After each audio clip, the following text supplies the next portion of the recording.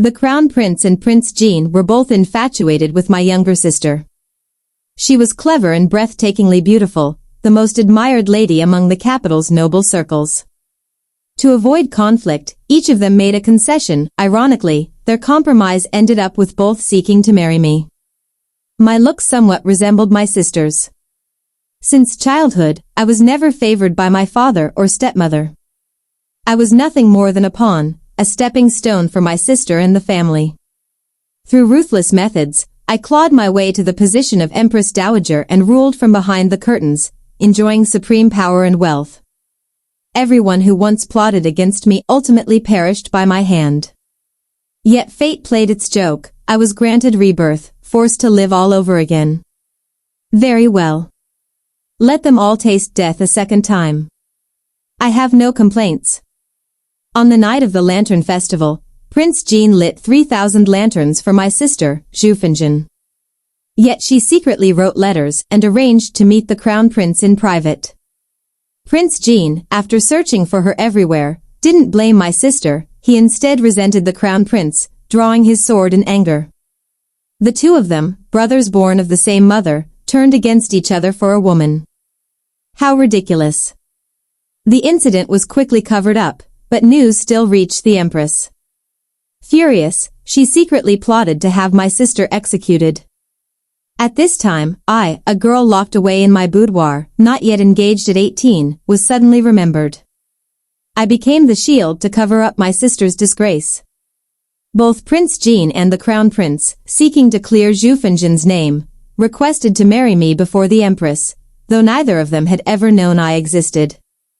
All of this was orchestrated by my father, my stepmother, and Zhufinjin. The Empress, well aware she was being made a fool of, chose not to expose her son's schemes and summoned me to the palace. "Are you Zhu Qingji?" the Empress asked in a clear voice. The Crown Prince and Prince Jean stood to either side of her. I performed the formal greeting, replying respectfully, "Yes, I am." I added, "This is my first time meeting you.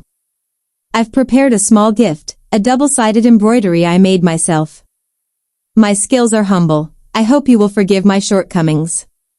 The Empress was momentarily surprised and told me to look up. After studying me carefully, she asked to see the embroidery. I took out the silk handkerchief from my sleeve and presented it. My embroidery had always been excellent, and the Empress happened to be especially fond of double-sided embroidery.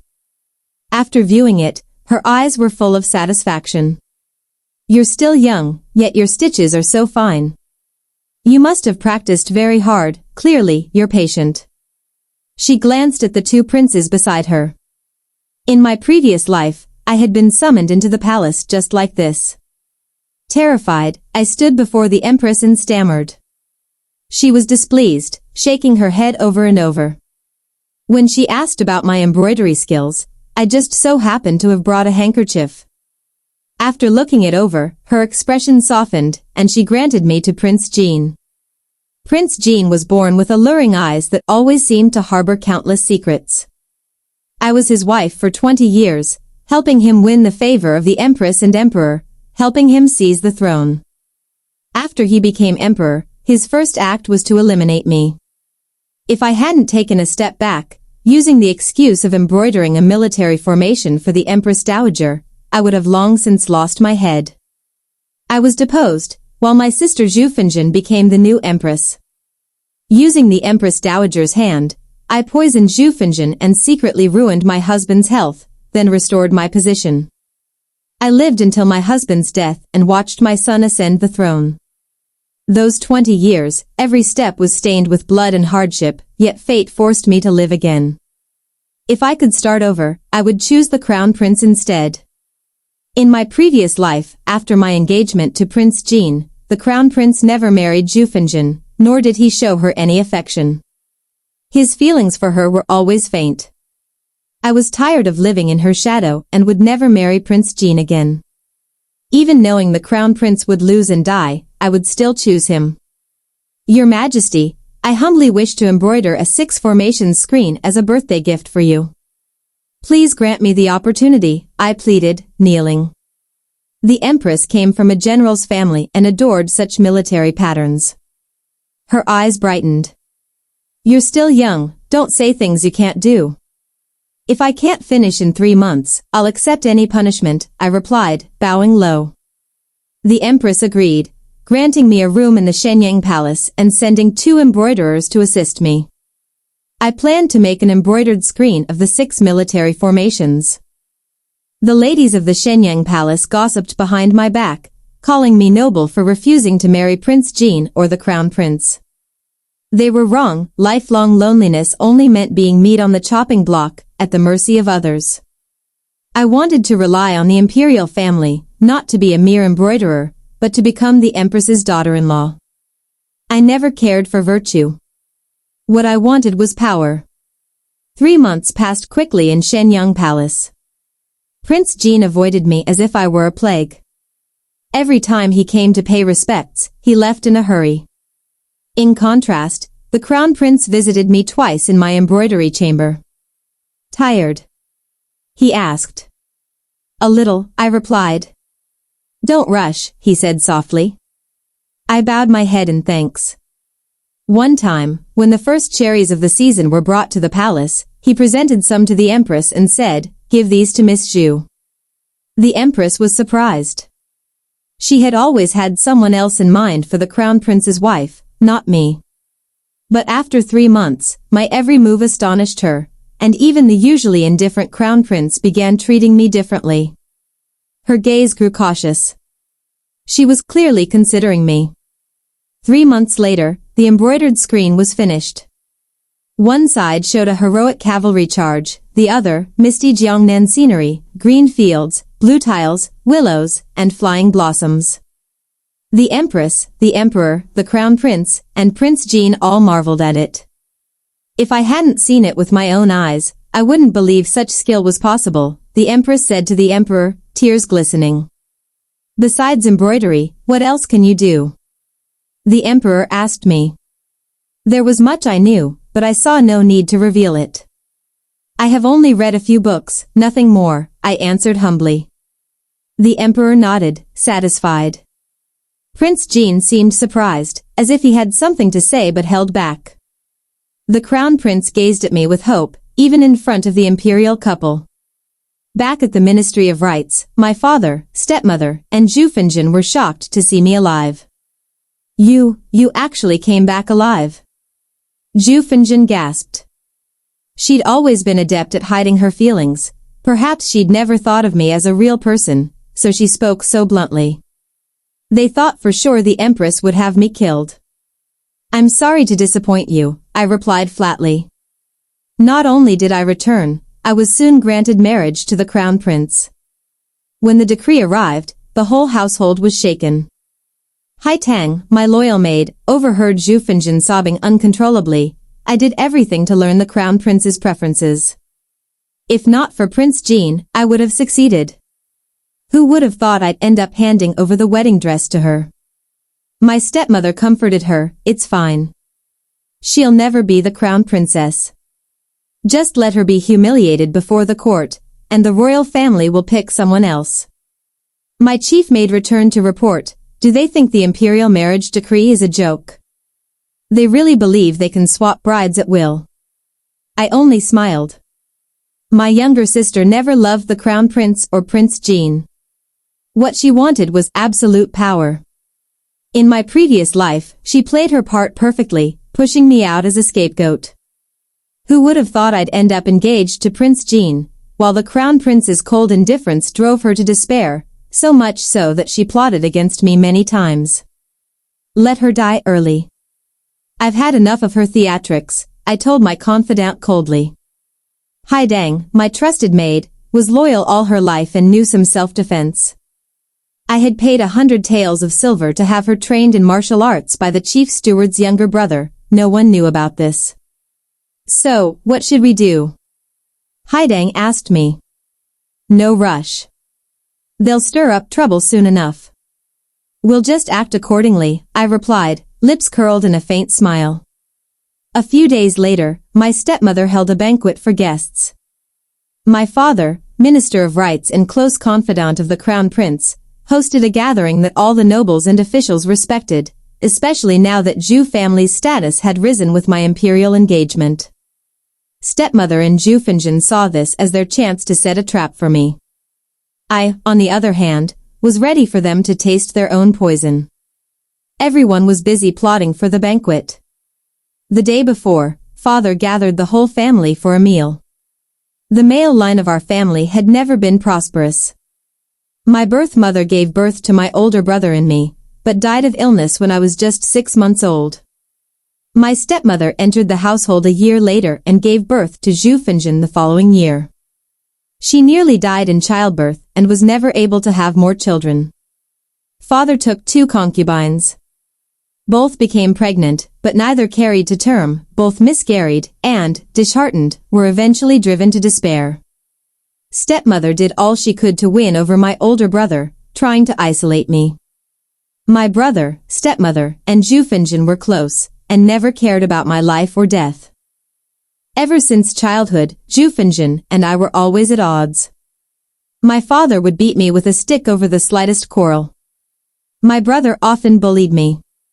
When I was 7, he pushed me to the ground and stomped on my face, just because I had accidentally dirted Zhu Fengjin's favorite embroidered shoes. Life was harsh. My birth mother had left me with an old servant, shrewd enough to survive the stepmother's schemes, fiercely loyal, and keeper of a private sum of money left by my mother, all of which she handed over to me. She urged me to attend the clan school. The Zhu clan school accepted both boys and girls. Any clansfolk could attend, but the curriculum was grueling, and the teacher was strict. None of the girls could endure it. I attended classes daily, braving wind and rain. Even when I was sick and feverish, I finished my assignments neatly. The teacher held me in high regard, often giving me extra work. My cousin said he was making things hard for me, but I alone understood he favored me most. Every day, I read books, embroidered, and played chess in my free time. I kept myself busy, rarely appearing before my father and stepmother, who almost forgot I existed. In my previous life, after marrying Prince Jean, I once overheard him and his advisors discussing an important matter when I brought tea in. I casually offered a suggestion.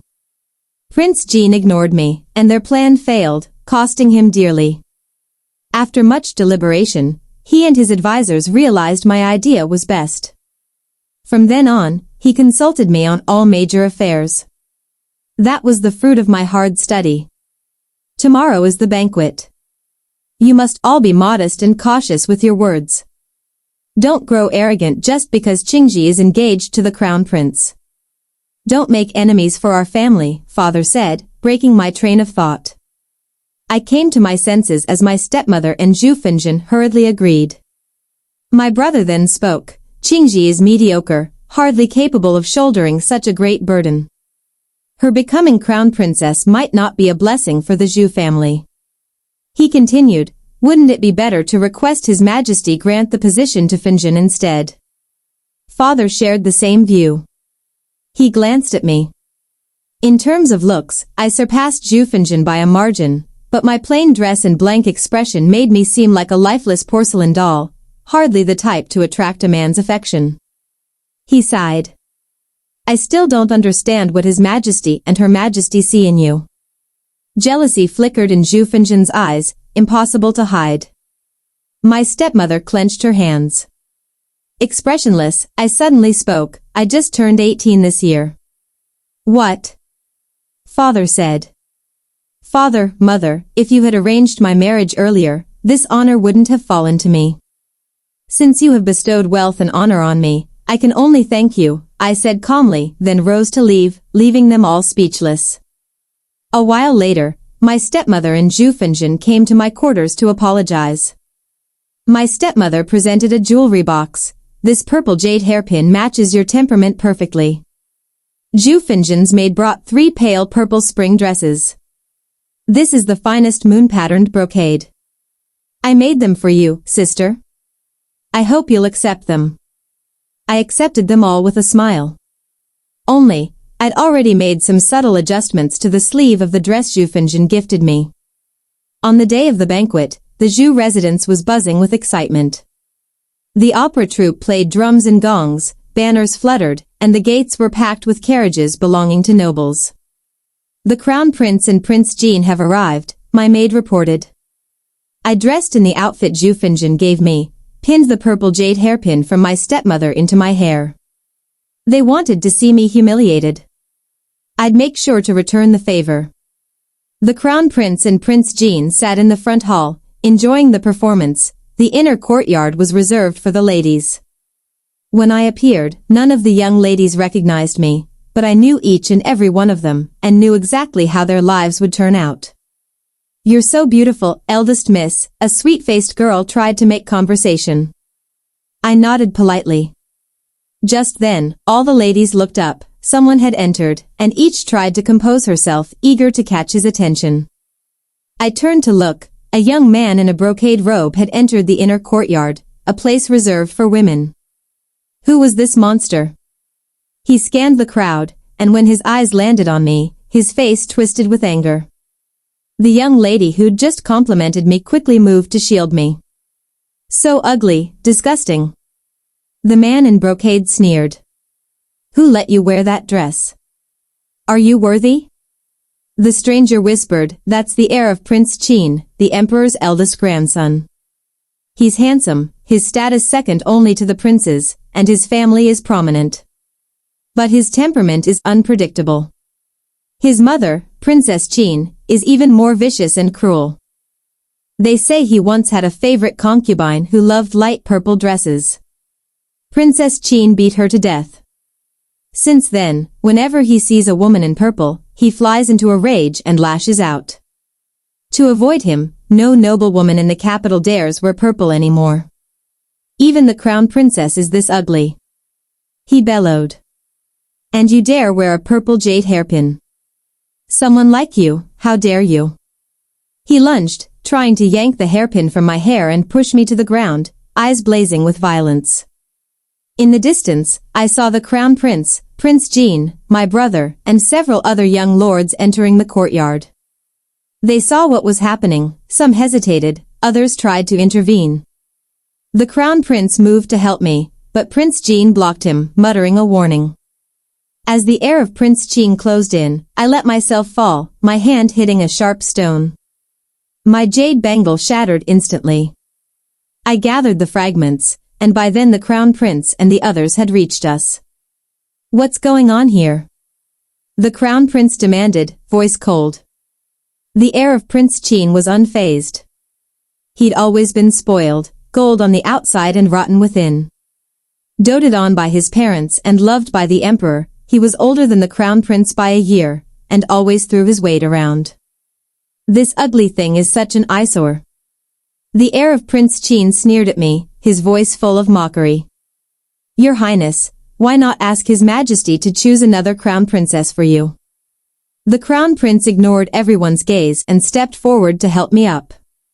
In the sunlight, his eyes were a pale brown, deep, distant, carrying a cold indifference. Yet, deep down, there was a subtle trace of concern. I carefully gathered the shattered jade bangle in my hand and sighed softly, "It's broken, Your Highness." The crown prince's eyes grew sharp. "Everyone here has seen it." The air of Prince Qin pushed me without reason, causing me to break my jade bangle, I said calmly. The air of Prince Qin curled his lip in disdain. "So what if it's broken? I'll pay you back with 10, with 8. He had admitted it in front of everyone. "Very well." I replied softly. This was a treasure bestowed by the Empress, a token of my engagement, and a keepsake left to me by the Empress Dowager. Suddenly, the entire hall fell silent. Everyone held their breath, afraid to move. To destroy something so precious, not even Prince Qin himself could easily avoid punishment, let alone his heir. This incident could be downplayed as a few strokes of the cane, or it could mean the Prince Qin household losing their titles. "Your Highness," I continued, my gaze steady, "if you're willing to kneel and apologize before everyone, I'll bear this matter myself." The crown prince looked at me searchingly, eyes full of intent. The courtyard was utterly still. My stepmother and Zhu Fengjian had pushed their way through the crowd to watch the commotion. Clearly, they had plotted to use the heir of Prince Qin to humiliate me in front of the whole assembly. Who would have thought he'd be caught in his own trap? If I'd broken the bangle myself, the fault was mine, not a capital crime. But if an outsider destroyed it, it was an act of great disrespect toward the Empress, a serious offense that could be escalated as far as the court desired. At this moment, Princess Qin arrived. She rushed over to get the full story. This spring dress was a gift from my sister. The purple jade hairpin was from my stepmother. I rarely go out and had no idea these things were taboo for the heir of Prince Qin. I spoke softly to Princess Qin. The bangle is broken. The heir has admitted it was his doing. If he will not kneel and apologize, then let him seek the Empress himself and beg forgiveness. Princess Qin's eyes flashed with malice. She jabbed her finger at her son, roaring, "Wretched child. Kneel down and apologize to the crown princess." The heir of Prince Qin was arrogant and wild, never showing respect for the crown prince or Prince Qin, but even he dared not offend the Empress. Gritting his teeth, he knelt and kowtowed 3 times to me. The way people looked at me became even more complicated. Though they thought I'd surely made a powerful enemy in the Qin household, and that vengeance would come soon, deep down, there was a hint of reluctant admiration.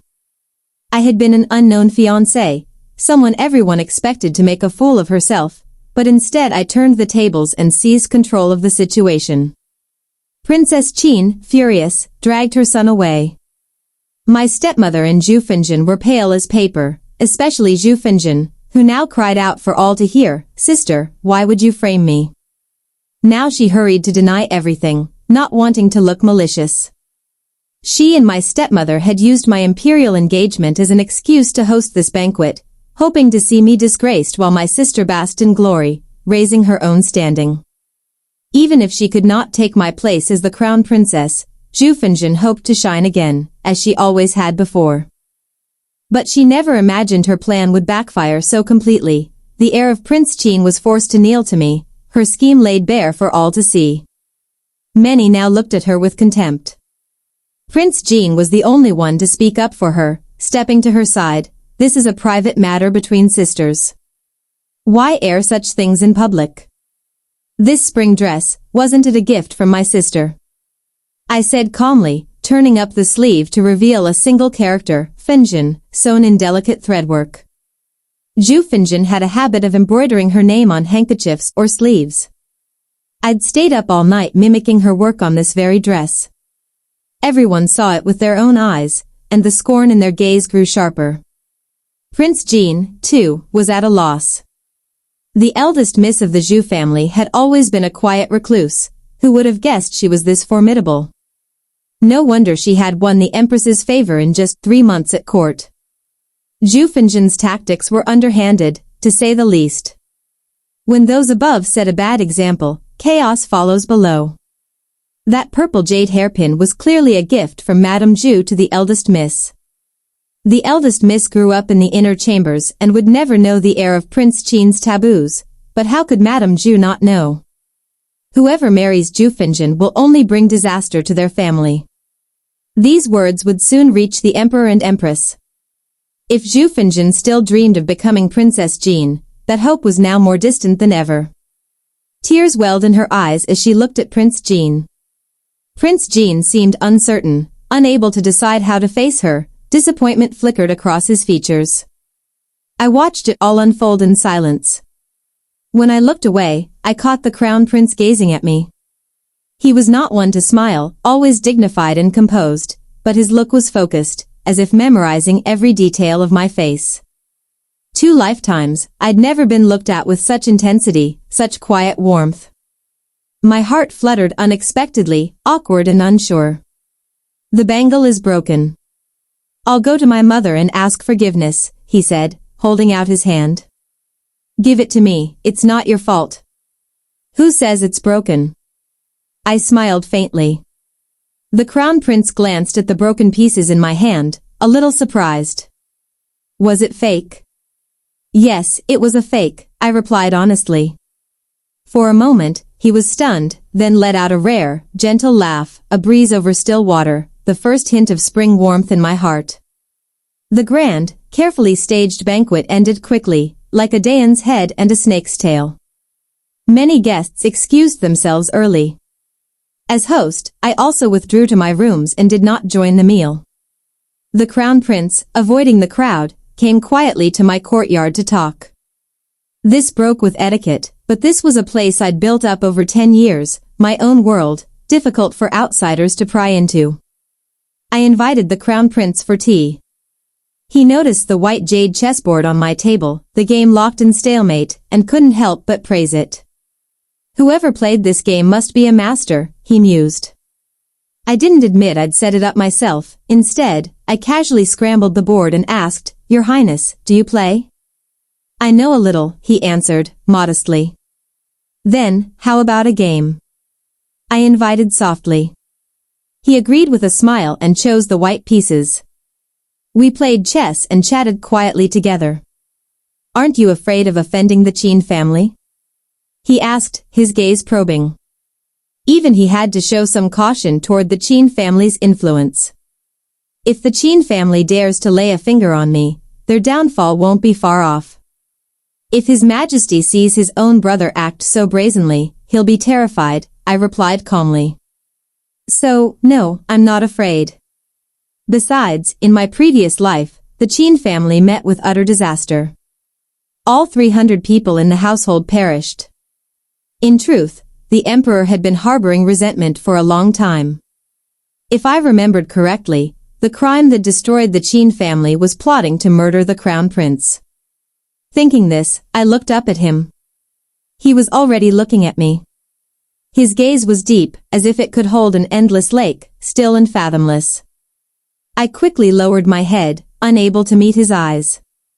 The Qin family must be eliminated. If His Majesty doesn't act, the new emperor won't be able to hold his throne. It would only leave disaster for future generations. The crown prince nodded, his voice low and steady. "Qingji, your words make perfect sense."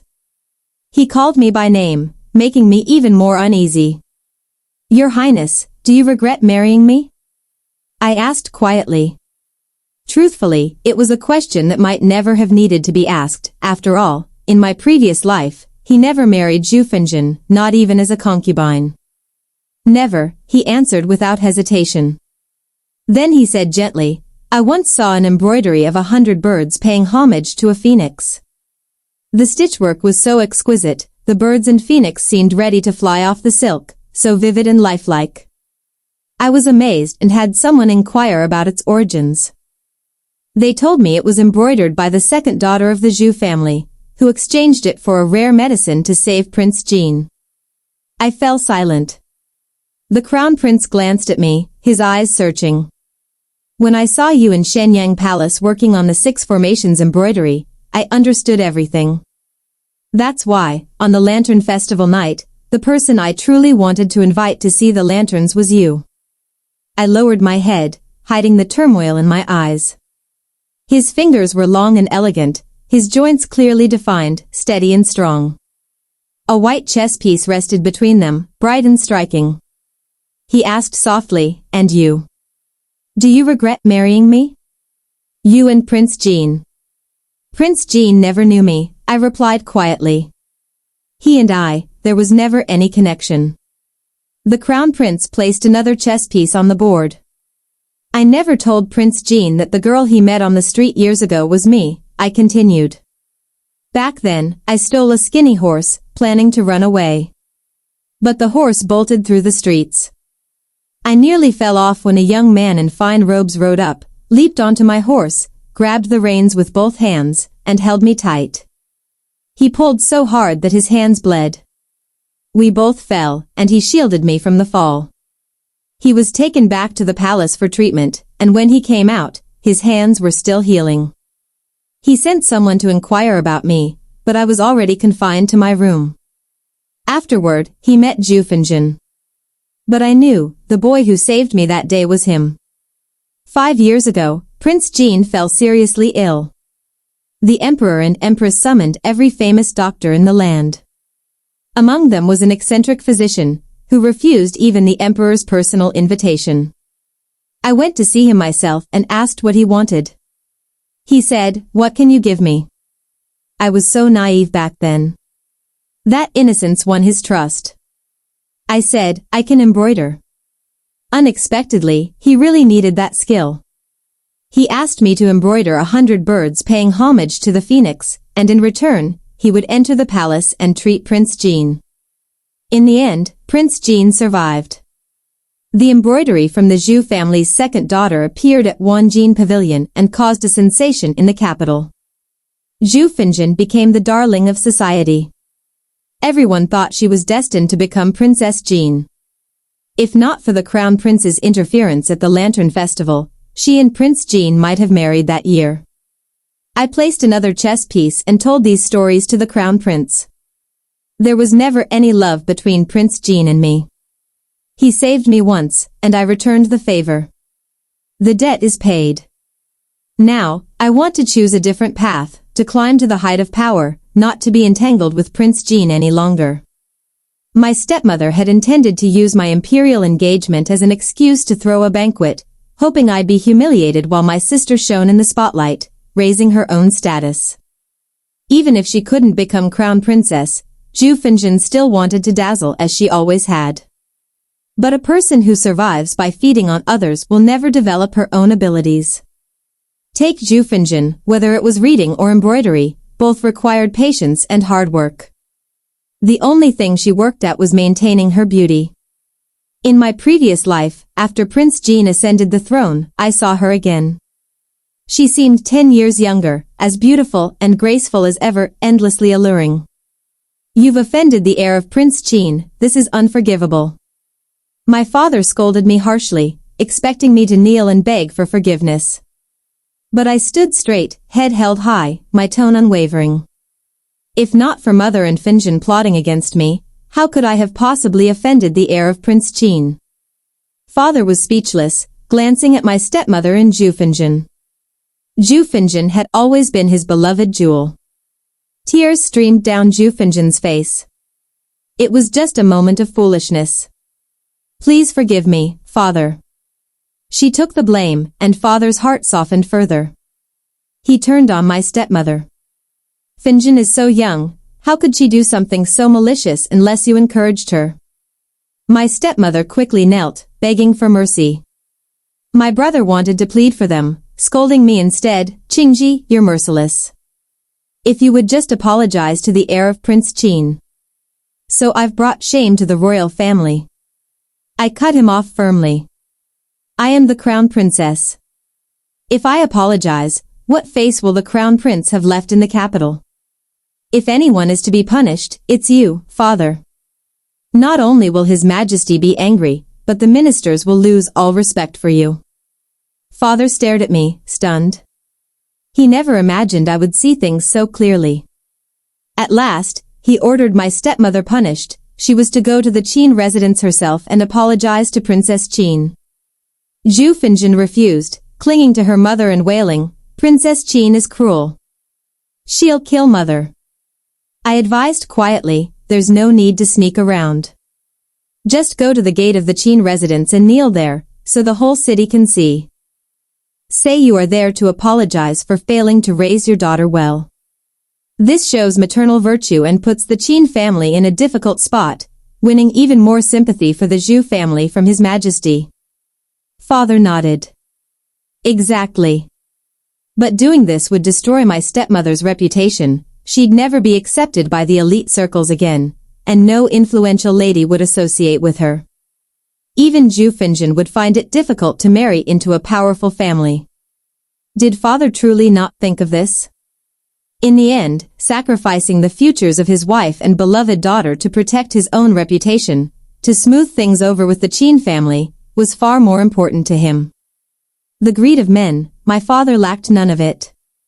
My stepmother had no choice but to grit her teeth and go kneel. She knelt for a full hour, with crowds of onlookers gathering to watch the spectacle. Princess Qin finally sent for her. My stepmother thought she'd get a chance to explain herself, but was simply told to keep kneeling. She knelt for 8 hours straight in front of the Qin residence, even being splashed with cold water by the maids. Only after kneeling through the night in the courtyard did Princess Jean relent. After such torment, my stepmother returned home and fell gravely ill, her breath shallow, her voice barely a whisper. Father immediately called for a physician, insisting on using ginseng to keep her alive. If she were to die, both Zhu Fengjin and I would have to observe 3 years of mourning, which, given our age, would be unthinkable. My stepmother was sent to the family estate to recuperate, in effect, discarded. Zhu Fengjin wept bitterly, her eyes swollen like 2 ripe peaches. Bereft of her mother's support, she clung to my brother for everything, great or small. The two became even closer. My sister-in-law was openly dissatisfied, but dared not say a word, forced to swallow her anger. "Qingji, could you please speak to your brother?" she pleaded. "He and Fengjin are too close, it worries me. Why don't you talk to him yourself?" I asked in return. She was instantly tongue-tied. "Nothing has happened yet. Isn't it unreasonable to worry over nothing?" I replied. "And why would my words be more persuasive than yours?" Seeing she could not use me, my sister-in-law dropped the subject. Meanwhile, Zhu Fengjin sent my brother to seek out Prince Jean. Prince Jean himself came to our residence, comforting and consoling her. To marry her, he once again petitioned the Empress for an imperial marriage decree. "You may marry anyone, except for that wretched girl," the Empress replied coldly. "She saved my life," Prince Jean pleaded. The Empress, now understanding the whole story, relented a little. "Tell her to come to Shenyang Palace and personally embroider 100 birds paying homage to the phoenix for me. If she does, I will ask His Majesty to grant the marriage." Prince Jean was overjoyed and immediately relayed the message to Zhu Fengjin. But Zhu Fengjin's expression changed at once. She flatly refused to enter the palace and embroider the phoenix tapestry. She claimed, back then, I injured my hands from working too fast. Now my wrists aren't nimble anymore, I'm afraid I can't even hold a needle. Prince Jean stared at her in disbelief. He didn't want to force her and gently offered, "I know an imperial physician skilled in diagnostics. Why not let him take a look?"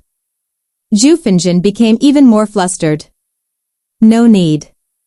When you eat or drink, there's nothing wrong. A needle weighs less than chopsticks. If you truly can't hold a needle, you ought to seek treatment," he persisted. Zhu Fengjin grew only more insistent. "I don't want a doctor. I don't want anyone to know I'm crippled." Prince Jean could only sigh and leave. 2 months later, on the anniversary of my mother's death, I brought my maid to her grave to offer incense. On the way back, Prince Jean intercepted me on the main road. He asked in a low voice, "Did you really embroider the 100 birds paying homage to the phoenix?" I looked at him in surprise. "So, it's only today that you understand the truth." The Crown Prince has known for a long time. Prince Jean clenched his fists, jaw tight. "Why didn't you tell me? How could I have had the chance to see you?" I replied coolly. "My own family plotted against me, of course they guarded against me like a thief." Prince Jin's cheek twitched. He seemed to want to grab my hand, speaking quickly, "Come with me to the palace to explain everything to the Emperor and Empress. If there's a misunderstanding, just clear it up." But there was never a misunderstanding. His feelings, ever since he realized the value in the future crown princess, grew faint and utilitarian. He barely cared for Zhu Fengjin either.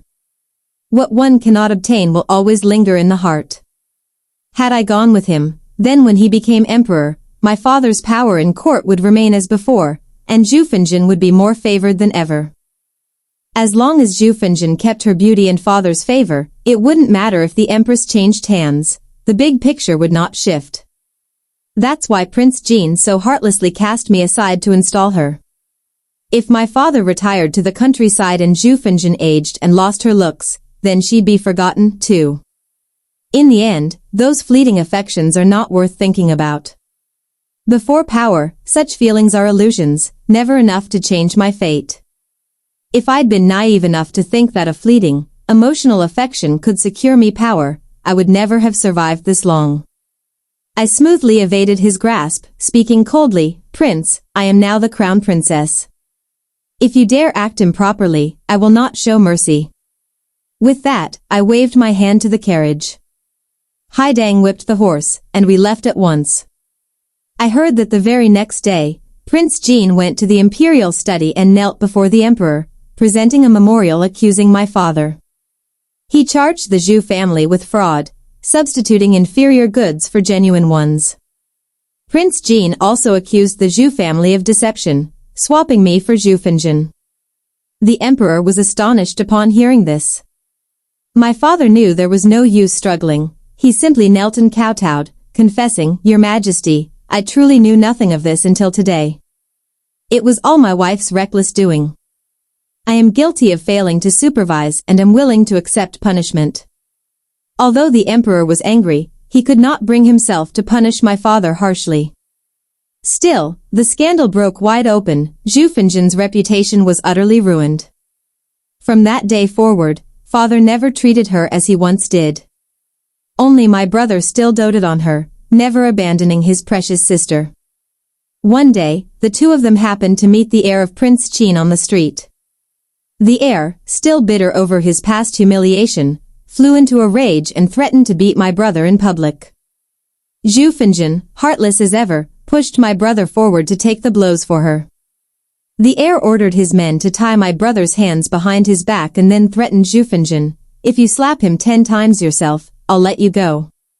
Without a moment's hesitation, Zhu Fengjin did exactly as she was told. The heir laughed, thoroughly pleased. My brother returned home in utter disgrace. When he got back, he poured out his bitterness to his wife, and never should have cared for her so much. "She's nothing but an ungrateful wretch." My sister-in-law repeated those words to me and then packed her dowry and left for her parents' home. No matter how my brother pleaded, she refused to return. My brother then tried to make amends with me, but I never allowed him to step through my door. Zhu Fengjin fell even lower. Father hardly acknowledged her as his daughter anymore. "At least you turned out well enough to honor our ancestors," he said bitterly. I smiled and answered, "Fengjin ended up like this because you, my brother, and stepmother spoiled and enabled her. Now you pretend you're all innocent. How laughable." Father's expression changed. He wanted to punish me, but I was now the crown princess. He dared not. In the end, he stormed off, face dark with anger. I hated Zhu Fengjin, but I despised even more those who shirked responsibility, my father and brother. Yet Zhu Fengjin thought all her misfortunes were my doing. With her narrow vision, she believed that if I just disappeared, everything would return to how it used to be. Father and my brother would love her again, stepmother would return, and Prince Jin would favor her, restoring her dazzling life. All she needed was for me to die. So she set a trap. Her childish plot was almost laughable to me, but I wasn't bothered. Why not simply go along with it and let her meet her end a little sooner? Zhu Fengjin personally came to invite me for a drink. She sought me out in my courtyard, her voice full of apparent remorse. "Sister, it was all my fault. But it wasn't my choice, mother forced me. I'm sorry. We're still sisters. From now on, I'll listen to you, all right?" "Fine," I replied coldly. She beamed, "That's wonderful. I've arranged a banquet at Qingyun Pavilion in the rear garden. Let's drink together, just the two of us." I nodded. It was clear she had never read a single classic. Her schemes were so clumsy I could hardly bear to watch. After she left, I told Haidang, "Fetch my crimson gold feather cloak." Haidang sent a maid to search for the cloak. That day, I draped the cloak around my shoulders and went to father's study, asking to borrow a book. I also hinted, "Fengjin has invited me to Qingyun Pavilion for a drink. She said she wants to apologize." "Foolish child," father frowned. "Don't bother with her. I still want to make peace. We're sisters, after all," I replied softly. He said nothing more. Wearing the cloak, I stopped by my brother's quarters. He looked dispirited, likely still reeling from the latest events, shutting himself in with his books. I was passing by and thought to visit, I said mildly, then continued on my way to the rear garden. By mid-afternoon, I shut myself in my own courtyard and did not leave. Zhu Finjin sent messengers over and over, but only after nightfall did I stroll over to Qingyun Pavilion for the banquet. Qingyun Pavilion had once been my father's favorite spot for reading, and later, a place for my brother to entertain his friends. It was a two-story building. Zhu Finjin's real plan was to poison the wine. She bought a poison she believed came with an antidote. Her intention was to force me to drink, then frame me for poisoning her, claiming I tried to kill her. After that, she would feign illness, take the antidote, and emerge with her reputation intact, having eliminated me as a threat. But I saw through her childish trick at a glance. Even the so-called apothecary who sold her the poison was just a lowly swindler. The antidote was worthless, there never was one. Foolish as she was, she had spent 100 taels of silver on that nonsense. No matter, everything would become irrefutable evidence against her. Wrapped in my crimson cloak, I entered Qingyun Pavilion. Before long, the pavilion was suddenly engulfed in flames. I leapt from a second-story window to escape. As for Zhu Finjin, she perished in the fire. Fortune favored me. Just beneath the window was an ancient tree, so I escaped with only minor scratches and no serious injury. When the Empress heard, she summoned me immediately, full of concern. Choking with tears, I recounted everything. Finjin had harbored ill intent for a long time. She tried to force me to drink poisoned wine. When I refused, she set the fire to kill me. The flames spread too quickly, and in panic I jumped from the window. She tried to escape but was trapped when the roof collapsed. I could only watch as the fire consumed her, powerless to help. The Empress comforted me, "This is not your fault." Everyone gossiped about it afterward. Some said Zhu Finjin had gone mad, others praised my courage and quick thinking for jumping out the window and surviving. My father and brother wailed in misery. When my stepmother heard the news, her illness grew worse, and her mind became increasingly confused.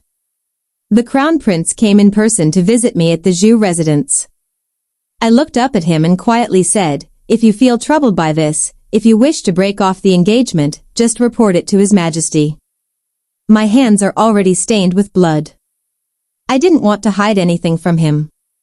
Concealing the truth would only make him lose faith in me. I needed him. Ignoring propriety, the Crown Prince gripped my hand tightly and said solemnly, "Killing one to save thousands, killing is justified. If it takes war to end war, then I will accept war." Qingji, you are not a fool. He knew the truth, that none of this was truly my fault. I only struck back so I wouldn't have to keep struggling with Zhu Finjin. I was moved. Clasping his hand, I answered sincerely, "Meeting you is the greatest fortune of my life." The truth was, it was my maid Haidang who set the fire that killed Zhu Finjin that night. Haidang, with her self-defense skills, acted swiftly and decisively. All that day, I purposely wore my crimson gold feather cloak around the residence. At dusk, Haidang donned the same cloak and boldly walked to Qingyun Pavilion for the banquet. The cloak's brilliant color stood out even in the dark, no one could mistake it. Thus, everyone in the Zhu family witnessed me heading to the pavilion. Zhu Finjin's plot to murder me meant there were no attendants inside, only 2 old servants stood guard outside the doors. In the dim light, Haidang pulled the hood low over her face. Only Zhu Finjin knew the guest was not me. When Zhu Finjin realized the truth and tried to call for help, Haidang subdued her in an instant. Against Haidang, she had no chance. Haidang killed her quickly, set fire to the building, and then jumped down to safety.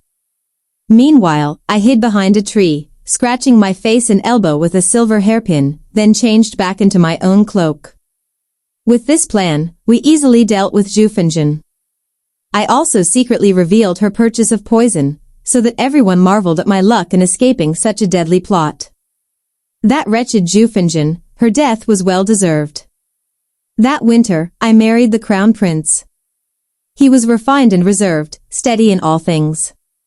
He and Prince Jean were full brothers, but anyone could see that the emperor and empress favored Prince Jean. Prince Jean was charming, generous, quick-witted, no wonder any parent would dote on such a son. The crown prince's only blessing was his status as eldest legitimate son. His misfortune was that Prince Jean's schemes made Prince Jean the greatest beneficiary. I married him, but I did not wish to become a widow too soon. At least, I wanted to survive until the day he ascended the throne. He treated me with real kindness. As soon as I arrived, he gave me the keys to his private treasury. Whenever there were delicacies from the palace kitchens, he always brought some for me. If the empress received rare treasures, he would find a way to share them with me. That was enough, being respected, that was all I ever wanted. But I never let myself drown in fleeting affection.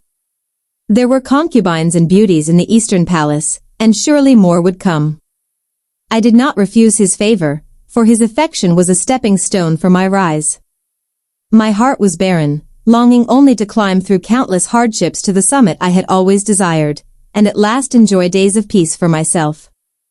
So what if I was reborn? I was not afraid. The greatest demon of my heart, my sister, Zhufinjin, was gone. In this life, I would live freely, never again a shadow for Zhufinjin in Prince Jin's eyes. I had already gained so much. May the heavens allow me to keep smiling to the end. Not long after, I became pregnant. The crown prince was overjoyed, holding me in his arms night after night, dreaming of our child. He said, "Qingji, let's have only one legitimate son." Is that all right? Why? I asked. When my father was crown prince, we lived in constant fear, always watching brothers fight. Back then, my parents hated Prince Jean, for he was favored above all. Even after my father took the throne, he and my mother continued to favor Prince Jean. They loved him, but never dared depose the eldest and raise the younger. No one ever learns, unless they've never experienced it. That's why families keep repeating the same tragedies. I held him gently, smoothing his hair. Why did you let me kill Zhufinjin? Because you understood my pain. A single, tiny flower bloomed in my desolate heart. I will follow your wish, I promised him. But in my heart, I knew, even the crown prince himself had said, people never truly learn from the past. Parents always believe their own sons will be different. Now, the crown prince suffered because his parents favored Prince Jean. When he took the throne, perhaps he too would long for more sons. No matter. For me, one heir was enough. I didn't care about gain or loss. I only focused on playing every piece I held to the utmost. The pieces I held in my hand, the crown prince loved me, the empress favored me, and Prince Jean owed me a debt. When I gave birth to the legitimate heir, I used the ceremony honoring Prince Jean as an excuse. I knew all the crimes of Prince Jean from my past life, so I quietly guided the crown prince to gather evidence, dragging my own father into the fray as well. In recent years, Prince Jean had grown arrogant, his household committing countless crimes. The emperor's old hatred festered. When old and new grudges mounted, he ordered the execution of the entire Qin household, over 300 lives. My father was stripped of office. At first, he showed no fear. As the crown prince's father-in-law, he thought he would soon be reinstated. But he slowly realized his most trusted disciples were each excluded, cast out one by one. Only then did he realize, the one severing his roots was me. He came to find me. By then, my son was 2, I was teaching him to speak. Have you ever thought, if your own family collapses, what will you and the little prince rely on? He asked. In my previous life, as Princess Jean, my family never helped me at all. In fact, they dragged me down. I climbed my way up by myself. This life, my start was easier, but I was even more cautious. Why would I need him? We rely only on the crown prince, I replied. His face darkened with rage, but he dared not call me foolish. Instead, he said, at least leave your family some way out. If misfortune befalls me or your brother, you'll gain nothing. Why not? I smiled faintly. It brings me great joy. Father stared at me, stunned. He waited to see me meet disaster. But it was he who met disaster first. After being dismissed, he pinned his hopes on a comeback. But no matter how he pleaded for help, there was no way back. Overtaken by worry and illness, he died. At his end, he whispered, I held on, my daughter is about to become empress. But he didn't live to see that day. My brother went everywhere bragging, my sister is the crown princess. Yet everyone knew how he bullied me as a child, there was no real closeness. My sister-in-law divorced him cleanly. He clung to the family fortune, then plunged into pleasure and gambling. Soon he lost everything, but was shameless enough to boast, my sister is the crown princess, trust me, I'll pay you back. The crown prince sent men to beat him to death in a dark alley, to prevent him from tarnishing my name. When they needed me, I was a Zhu daughter, Zhu's sister. When they didn't, they trampled me without mercy. I needed no family like that. I was like a bird born without feet, never destined to have a place to rest. I secretly eliminated Prince Jin's two strongest allies. From then on, he lost all chance at the throne. I also discreetly reminded the Empress not to let the Crown Prince and Prince Jin repeat the tragedies of the Emperor and Prince Qin. The blood of over 300 from the Qin household still stained the execution grounds. The Empress clutched her chest, silent for a long time. Days later, Prince Jin was banished by imperial decree, sent to his fief with no hope of return. He was utterly defeated. Before leaving, he wanted to see me one last time, but such a pointless meeting would only sow suspicion in my husband's heart, I refused. Between us, there was no fate in any lifetime. Love, kindness, all had turned to dust, only enmity remained. If I could, I'd never see him again. Whether he regretted it or not had nothing to do with me. When my son turned 10, the crown prince ascended the throne, and I was named empress.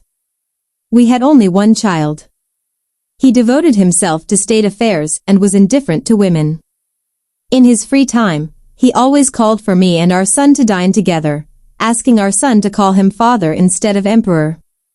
Of the old favorites in the palace, 2 beauties, 1 consort, 1 died of illness, 1 became a nun, the last was made noble consort, loyally helping me run the harem. She had no children and was utterly faithful. After that, no new concubines were accepted. The emperor detested the very idea of expanding his harem. Whenever the ministers petitioned to select new beauties, he was furious. Previous emperors, seeking political alliances, would grant favor by marrying officials' daughters as concubines. But my husband would ask me, how should I deal with this official? I had lived 2 lifetimes, and every plan I offered worked wonders. He even let me secretly help review memorials, so he could rest. It's hard being emperor, he once told me, but to be a good husband and father isn't hard at all. My own father always claimed helplessness, but really, he just didn't want to try. I want to be a good husband, a good father. I watched him quietly. In that moment, my heart was filled with a strange, deep peace. He was the best husband, the best father, and the best emperor. I leaned in and kissed him softly. So this was why I was given a second life, not to climb to the pinnacle of power again, but to find him once more. In my previous life, I had missed him. That embroidery of 100 birds and a phoenix, years ago, had once stunned him, and he never forgot. The end.